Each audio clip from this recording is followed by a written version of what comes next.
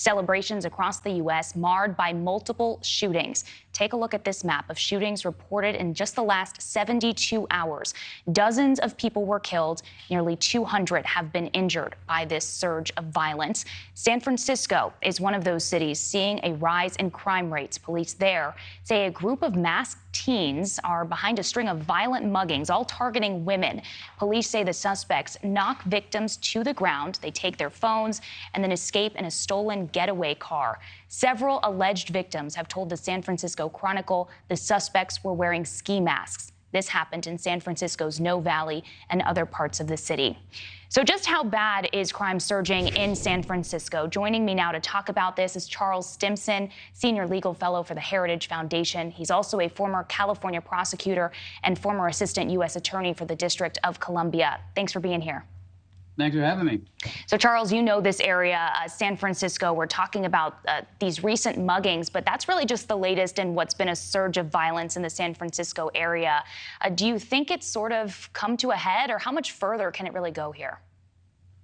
I mean, San Francisco is a gorgeous city. If you've been there, you love going there. The problem is that city and other cities with these Soros bought and paid for rogue prosecutors have become dystopian hellholes.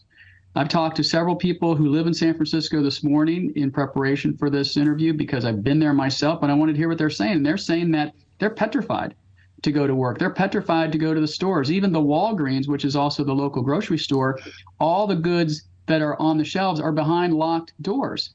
And when you are walking your kid in Noe Valley, which is south of the Presidio in the city, and you see these thugs walking up and bashing these women in the head with baseball bats or punching them in the face.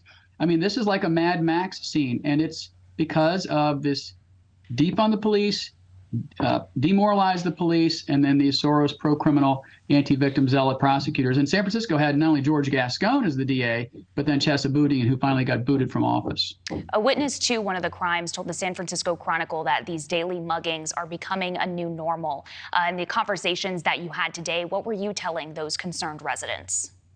Well, it's what they were telling me. I mean, we've written about in our book, Rogue Prosecutors, which came out last week, that San Franciscans have gotten so used to the rampant theft that those that have cars in the city leave their windows down. Of course, it rains there a lot, but they don't want their windows bashed for people to rifle through their cars. Stores have left downtown San Francisco. You've seen video after video of thieves just walking into stores and using the 10-finger discount and grabbing $950 worth of stuff.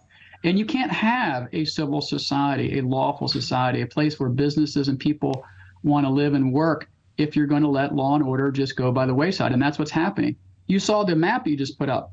Notice that Chicago had the most shootings over the weekend, and that's just the norm for that city. And people have been becoming fed up with it. Interesting to see how much further this can go. Charles Stimson, thanks for joining us. Thanks for your insight here. Thanks for having me. Thank you for watching. Go to newsnationnow.com to find News Nation on your television provider. And don't forget to click the red subscribe button below to get more of News Nation's fact-driven, unbiased coverage.